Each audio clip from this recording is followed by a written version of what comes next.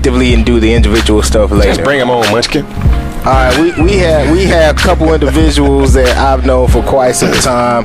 They are some of my favorites locally, true professionals, true writers, every sense of the word. We have representatives of the Underground Coalition in the building. We have DJ Polaris and Weather. Say what's up to the people. What's up? Hey, what's happening? What's up? Man, don't talk all quiet. You better own that mic like you on stage, man. Come on. You know I'm in the building. My name says it all. Wow. Like the swag. Wow. He was just like, my name says it all. Oh, man. I don't have to talk. I've officially met a man cooler than you, Vic. That chair just froze like you Shout sitting out on to it. Brain Storm. So, just real quick, can you two tell us in this room who knows more folks in Fort Wayne, us or him, that been Vic? Vic like the Yellow Pages. Yeah, I mean he's on stage every week on events. Anybody here he doesn't know. Can't go nowhere with Oh, come on. nowhere. Plus he's part of a neighborhood. You are part of a neighborhood. Right. You And I have a note know here that folks. says Vic is the Black Santa. He knows everyone if they are naughty or nice. That's ridiculous. What in the world? That is signed Sexy Vanilla. Yeah, it is. Seriously, man, you are seriously the epitome of ghetto superstar, though, for real. I wish, dude. I'm serious, man. I wish. But this segment ain't about you. We can talk about you forever. No, we can't. Y'all more famous than I am. Being modest. Y'all are more famous I've than seen I it in am. action.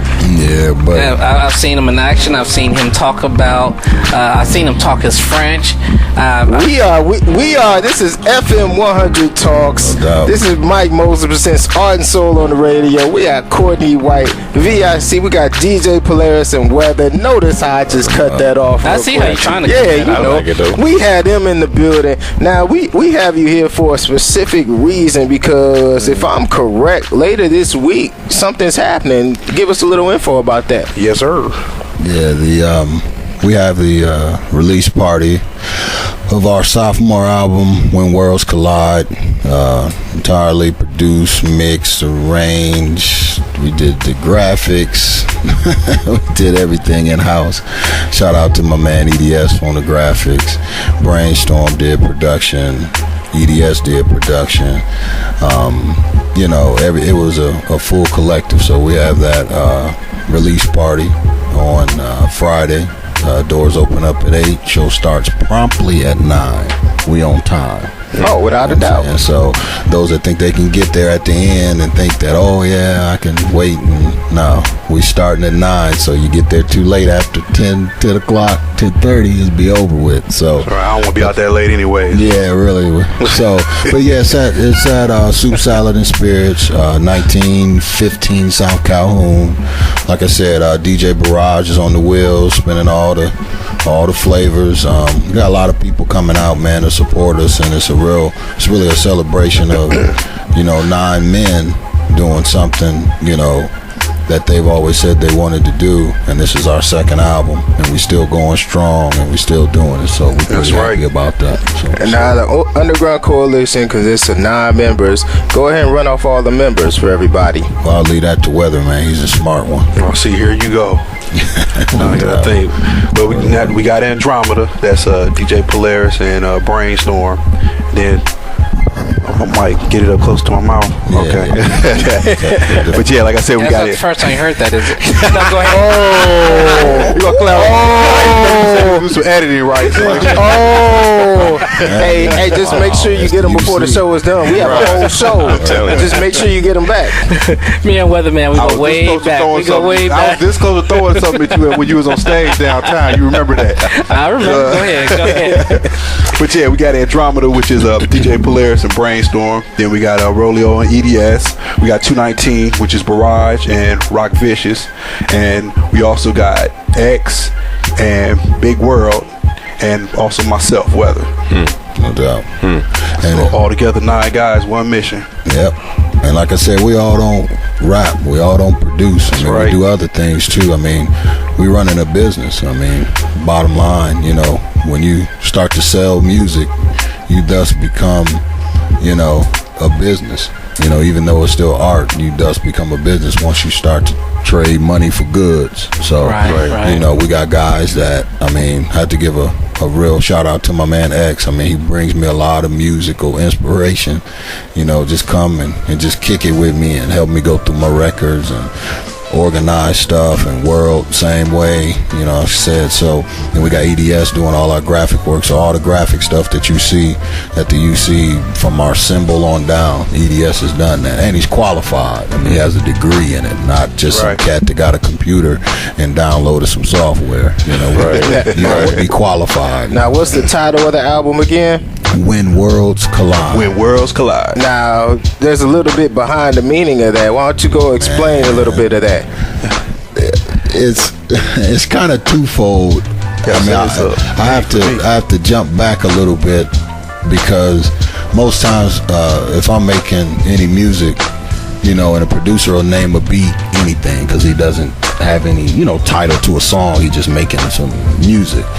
And I actually named a beat When Worlds Collide just because I thought it sounded like When Worlds Collide. I mean, I may name it Shoe, Fly on the Wall, Tell My Wife to Be Quiet. I mean, whatever I'm feeling right in there. You know what I'm saying? That's what I'm gonna name the beat. You know what I'm saying? So, put this closer to your mouth. Go ahead.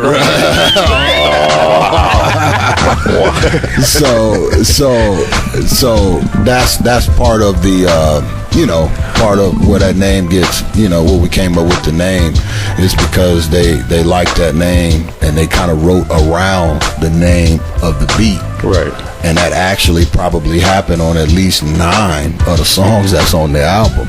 So, you know, and I thought that was pretty. At first I was like, oh man, it's like cheating. You know, you don't have to be creative and come up with nothing but to craft your lyrics around a name that you pretty much never heard and a beat you never heard. I have to give a lot of props to the guys for that, because they just crafted right around there, and that goes from a lot of the songs that's on the album. So that's where I'm talking to DJ Polaris, and sitting on the side is the Weatherman, which I know both these by other names, but we'll keep going. I got warrants, so you can't say that. They governments. Yeah, I can't say known by their governments. Yeah, but the other part of When Worlds Collide is because we felt like this was a time for us to not necessarily be aggressive in the sense of going out and trying to just lyrically just tear people down, but it's a war going on within hip hop. You know, it's the real versus the fake, and now, you know, we feel like those worlds are colliding, and you know, who's gonna last after that? You know, you got a lot of cats that are more, you know, into, you know, the money aspect and more into that, and that's fine. I think we all want to make money, but we've always put the music and the friendship and the brotherhood first, and that has allowed us important, to get to this point. So we got to get to our first break, and you're gonna bring something. You're gonna play something for us from When Worlds Collide. I'm trying to sneak something in. I think I got a little something EDS put together, and it's pretty fly. It features 2RQ, so you can't go wrong. Oh yeah, you know what I'm saying? All right, we'll be back talking to DJ Polaris and Weatherman right here on FM100 Talks. This is Mike Moses Presents Art and Soul of the City. No doubt.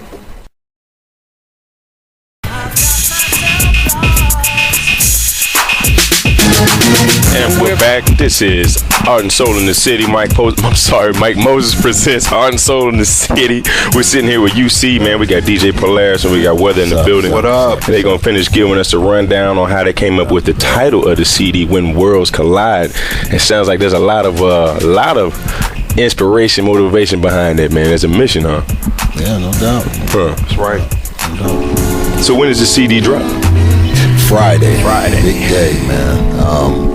We got 3 songs. We went on ahead and put them up on MySpace, kind of give people a taste. We got a song called Nothing to Worry About, which is kind of like a silent anthem of us, because, you know, we got pretty much ostracized in the city for a while due to some past histories and things of that nature, but we just always felt like we didn't have anything to worry about.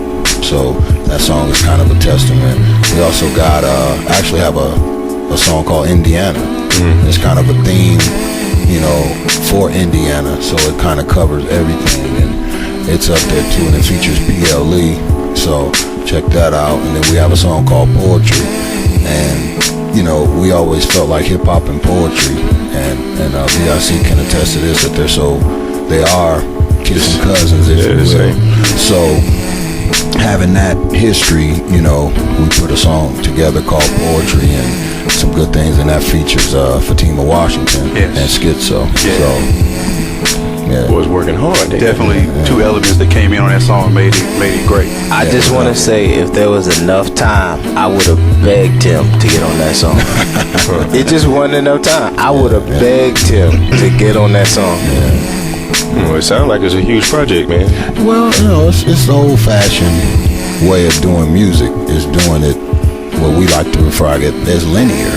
So tell people what they should expect out of this. Now, like you were saying, like when worlds collide, like that's obvious. You got with your new hip hop, you know, and then you got the original that's kind of like basically having to fight unnecessarily to even stay around and continue to get the respect that's due. Right. You know, what can you tell people, you know, that they're gonna expect out of this album that's getting ready to come out that separates it from, you know, the new quote unquote. I mean, really, man, one of the main focuses is which is the art that I think is being lost is lyricism. That's one thing that you're definitely going to hear on it, man. You know, we got some great writers in the UC, and we also feature some great writers like VIC and then 2RQ and some others. So you're definitely going to expect that. And also, this album, in my opinion, it's definitely more aggressive than our last album. Right. So there is some aggression on it. When you talk about lyricism, will the lyrics be as good as Superman that Hope? Can I say that on the radio? No, probably not. It won't be as good as that? Just right under that. Oh, man. Hey, hold on. I tried to hold it in. I tried to hold it in. I tried to hold it in. I mean, I watched tons and tons of YouTube stuff and you know, Jamie Foxhole, all these great musical programs, and Michael Baisden, and it's been a serious topic for a while as like, you know, the whole Soulja Boy thing or the whole new generation.